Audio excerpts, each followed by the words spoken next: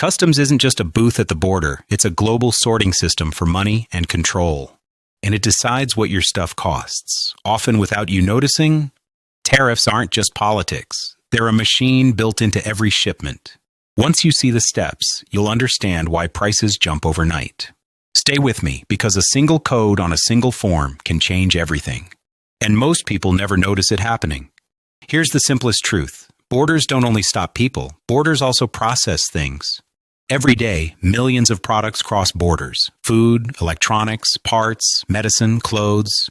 Almost none of it moves freely. It moves through customs, and customs runs on rules. Those rules decide speed, cost, and access, and they decide who gets delayed. Customs has 3 jobs: collect money, enforce laws, and control risk. Money means duties and taxes. Laws means bans, restrictions, and standards. Risk means safety, security, and fraud prevention. So customs is part accountant, part police.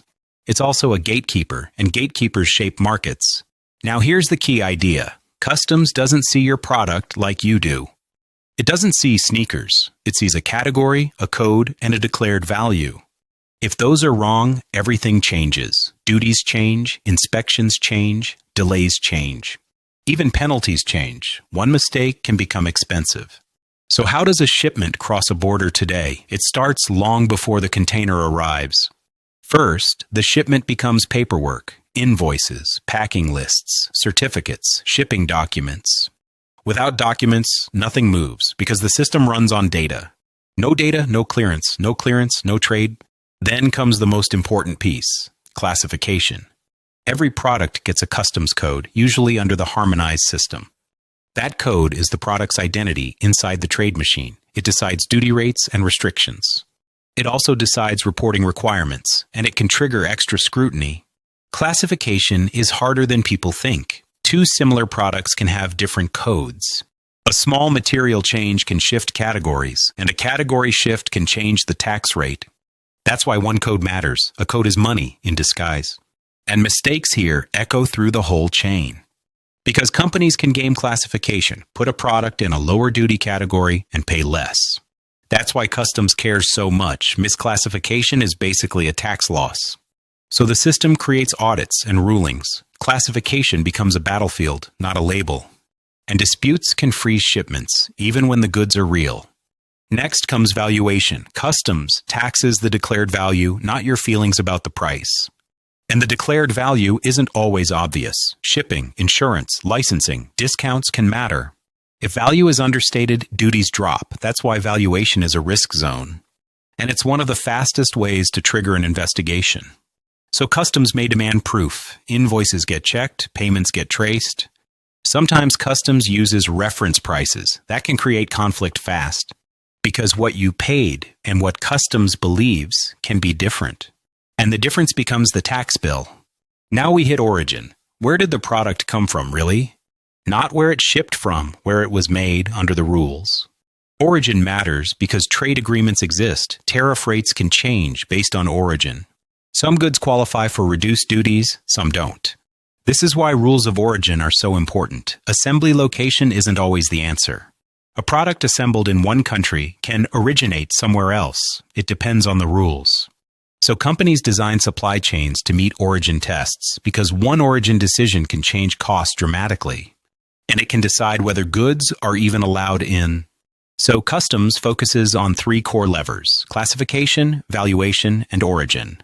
Those 3 decide what you pay. They also decide how much attention you get.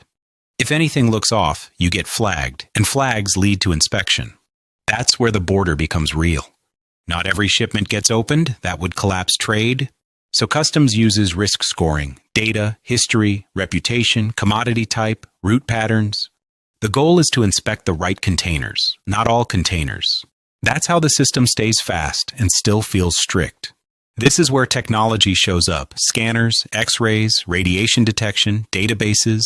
Many shipments clear without physical inspection. The paperwork and risk score do the work. That process is clearance, and clearance is the real goal of trade logistics. Because clearance is time, and time is money. A 1-day delay can ruin a schedule. A 1-week delay can wreck a contract. Ships wait, trucks queue, warehouses fill up, and everyone starts paying for time. That is why companies obsess over predictability, not just cost, but timing. Because a cheap shipment that arrives late can become the most expensive shipment of all. So what about tariffs? How do they actually work? A tariff is a tax on imports, applied at the border. It's based on classification and origin. If a tariff is 10%, it's usually applied to declared value. Then other taxes may apply too.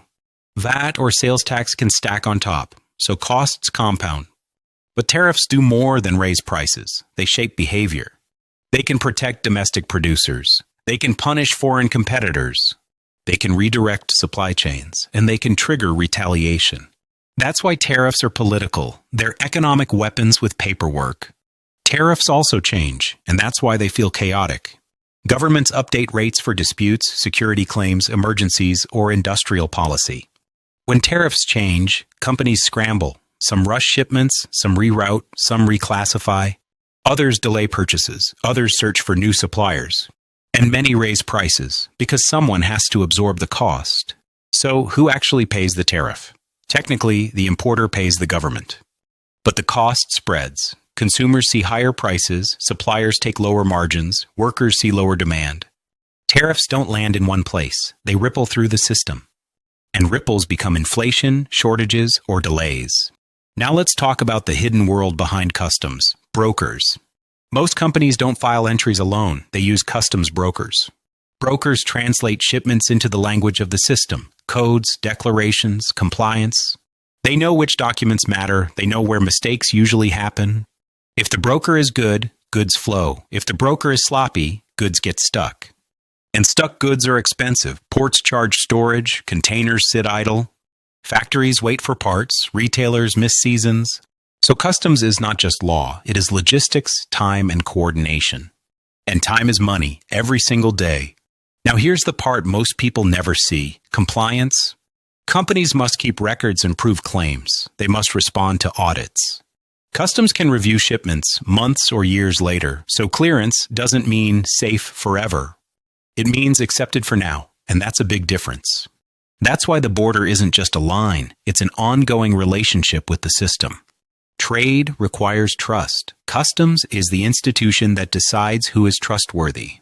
If you build a clean history, shipments clear faster. If you build a risky history, you get inspected more.